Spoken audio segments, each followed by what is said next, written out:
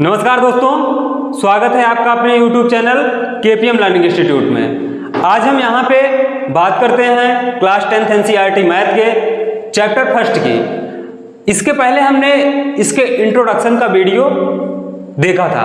अगर आप नहीं देखे हैं तो ऊपर आई बटन दिख रही है, उस पर आप क्लिक करके आप इसके इंट्रोडक्शन का वीडियो देख सकते हैं। उसके बाद अगर आप एक्सरसाइज को सॉल्व करेंगे तो बहुत आसानी से आप क्वेश्चन को सॉल्व कर लेंगे। हम यहाँ पे बात करते हैं क्वेश्चन फर्स्ट के। इसमें हमारे पास क्वेश्चन में दिया गया है कि निम्नलिखित संख्याओं का एचसीएफ ज्ञात करने के लिए यूक्लिड विभाजन प्रमेयिका का या यूक्लिड विभाजन एल्गोरिथम का प्रयोग कीजिए।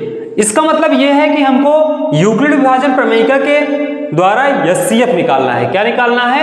एचसीएफ निकालना है। अब यूक्लिड विभाजन प्रमेयिका क्या होता है, इसके लिए इसका वीडियो पहले से बनाया गया है, उसको आप देख लीजिए। उसके बाद फिर आप क्वेश्चन सॉल्व करिए, जिससे आपको आसानी से क्वेश्चन को समझ सकें। तो हम क्वेश्चन पे अपने बात करते हैं। हमारे पास दिया गया है 135 और 225, 135 और 225 का हमको एचसीएफ निकालना है।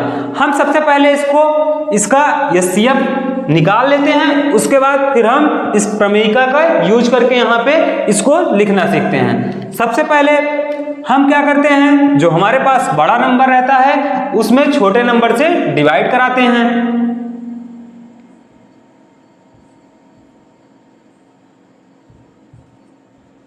यहां पे अगर हम 225 में 135 से डिवाइड कराएंगे तो कितनी बार जाएगा?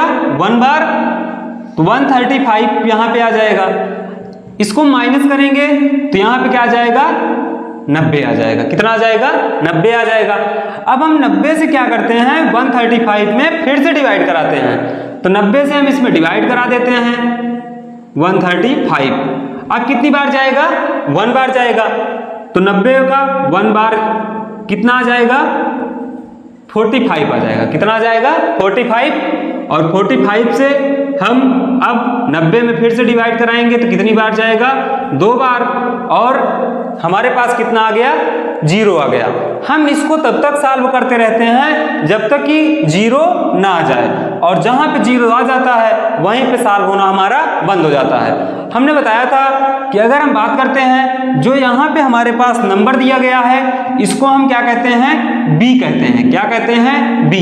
बी कहने का मतलब इसे हम क्या कहते हैं? भाज्य कहते हैं। क्या कहते हैं? भाज्य कहते हैं। अगर यहाँ पे जो नंबर दिया गया है इसको क्या कहते हैं? इसे हम भाजक कहते हैं। क्या कहते हैं? भाजक। इसे क्या कहते हैं? भाजक। सॉरी, इसे बी कहते हैं और इसको क्या कहते हैं? ए कहते हैं। ये क्या है हमारे पास? भागफल है। और इसको हम क्या कहते हैं? क्यू। ये हमारा क्या है? भागफल। और जो लास्ट में हमारे पास बच जाता है इसको हम क्या कहते हैं? शेषफल कहते हैं। क्या कहते हैं? शेषफल। अब यहां पे अगर हम बात करते हैं तो यूक्लिड विभाजन प्रमेयिका का सूत्र हमने देखा था कि यूक्लिड विभाजन प्रमेयिका का जो फार्मूला था वो हमारे पास क्या था? a बराबर B Q plus R. A बराबर क्या था? बी क्यू प्लस में आर था। ठीक।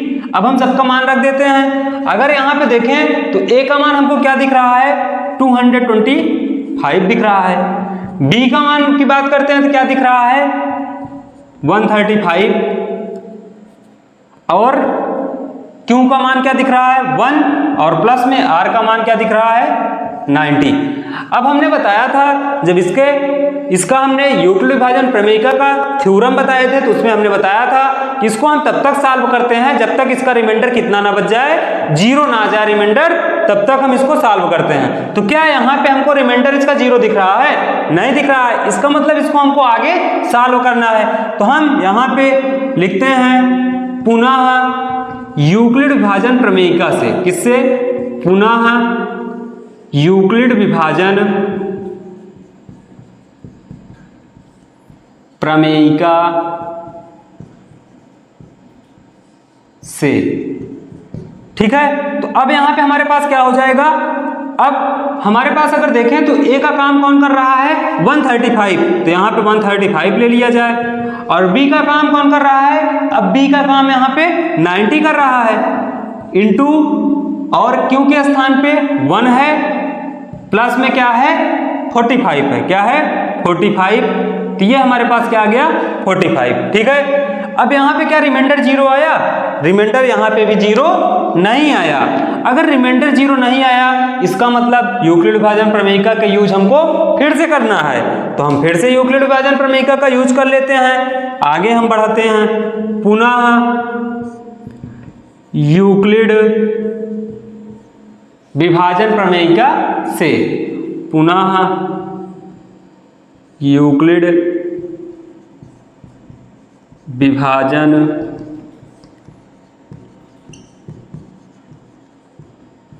प्रमेयिका से। अब हम यूक्लिड विभाजन प्रमेयिका का यूज फिर से करते हैं। अब यहाँ पे अगर देखें तो यहाँ पे 90 किसका कार्य कर रहा है, ए का, तो 90 इक्वल टू बी के स्थान पे क्या आएगा 45 इंटू क्यू के स्थान पे क्या आएगा 2 और प्लस आर के स्थान पे कुछ नहीं बचा, इसका मतलब यहाँ पे क्या हो जाएगा 0। और हमने अभी बताया कि जब r का मान 0 आ जाता है तो वहीं पे हमारे पास जो b की वैल्यू होती है वही हमारा क्या कहलाता है, HCF कहलाता है। तो यहाँ पे हमको अगर बात करते हैं तो यहाँ पे हमको b की वैल्यू क्या दिख रही है 45 दिख रही है, b की वैल्यू क्या दिख रही है 45, तो b बराबर कितना आ गया 45, और जो इसका b का मान आया यही इसका क्या हो जाएगा HCF हो जाएगा, क्या हो जाएगा HCF। तो यहाँ पे लिख देते हैं अतः HCF बराबर कितना आ गया 45, और 45 इसका क्या हो गया आंसर। एक बार इसको फिर से समझ लेते हैं। यहां पे हमारे पास क्या दिया गया था 135 और 225, तो हमने क्या किया, सबसे जो बड़ा नंबर था उससे छोटे वाले नंबर से डिवाइड कराया, तो 135 × 135, इसमें हमने डिवाइड किया, कितना आ गया 90। अब हम क्या करते हैं, जो हमारे पास यहाँ पे शेषफल आया रहता है उसको हम क्या करते हैं, उससे हम फिर से भाजक में भाग कराते हैं। तो हमने भाजक में फिर से क्या कराया, भाग कराया, तो 90 से हमने 135 में डिवाइड करवाया, तो कितनी बार गया 1 बार, और 90 बन जा कितना हो गया 90। उसके बाद अब 135 से 90 हमने माइनस किया, कितना आ गया 45। अब 45 किसका कार्य करेगा, भाजक का कार्य करेगा, और फिर हमने 45 से किस में डिवाइड करवा दिया 90 में, तो 90 में हमने डिवाइड कराया, तो कितनी बार गया 2 बार, और रिमाइंडर यहाँ पे कितना बच गया 0। हमने सबका मान बता दिया कि जो हमारे पास भाज्य है इसको a कहते हैं, जो भाजक है उसको b कहते हैं, और जो यहाँ पे भागफल आया उसको q कहते हैं, और जो शेषफल बचा है उसको क्या कहते हैं r। फिर हमने एक एक स्टेप में जब तक 0 नहीं आ गया तब तक सबका मान यहाँ पे हमने रखा और रख के सॉल्व किया, तो यहाँ पे जो HCF है वो कितना आ गया हमारे पास 45, अर्थात b का जो मान हमारे पास आया वो कितना आ गया 45, और इस क्वेश्चन का HCF क्या हो गया 45। तब तक आप लोग इसका स्क्रीनशॉट लीजिए। इसके बाद हम बात करते हैं इसके पार्ट सेकंड, मतलब क्वेश्चन नंबर 2 की। अब हम यहाँ पे देखते हैं क्वेश्चन नंबर 1 के पार्ट 2 को।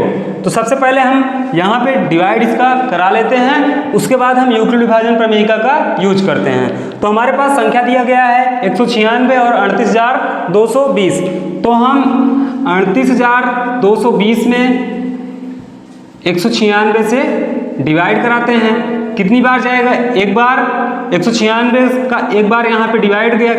अब यहाँ पे माइनस कर दें तो 12 है, 12 में से 6 जाएगा, कितना बचेगा 6, यहाँ पे क्या हो जाएगा 7, और 7 हो जाएगा 17, और 17 में से 9 गया, कितना बचेगा 8, और 2 में से 1 गया 1। अब यहाँ पे अगर हम आगे बात करते हैं तो यहाँ पे 186 से हम 196 में डिवाइड इसलिए नहीं कराएंगे कि यहाँ पे जो हमारे पास है 2 बचा हुआ है, तो जब संख्या अगर कोई बची रहती है तो सबसे पहले हम डिवाइड पूरा कंप्लीट करते हैं, तब फिर हम आगे डिवाइड कराना स्टार्ट करते हैं। तो यहाँ पे हम 2 उतार लेते हैं, तो 196 मतलब 196 से अब इसमें डिवाइड कराना है, कितनी बार जाएगा?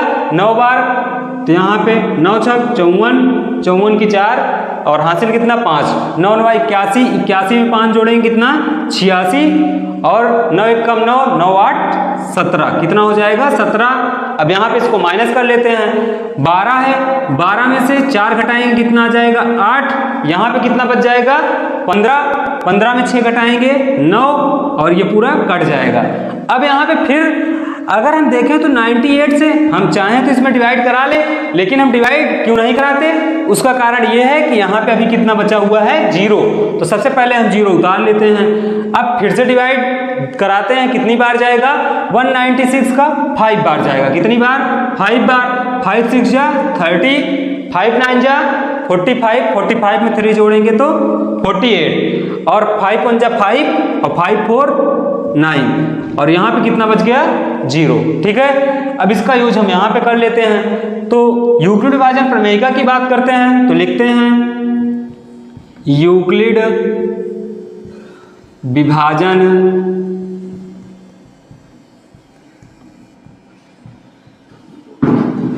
प्रमेयिका से, यूक्लिड विभाजन प्रमेयिका की बात करते हैं तो हमारे पास क्या है? a बराबर बी क्यू प्लस आर।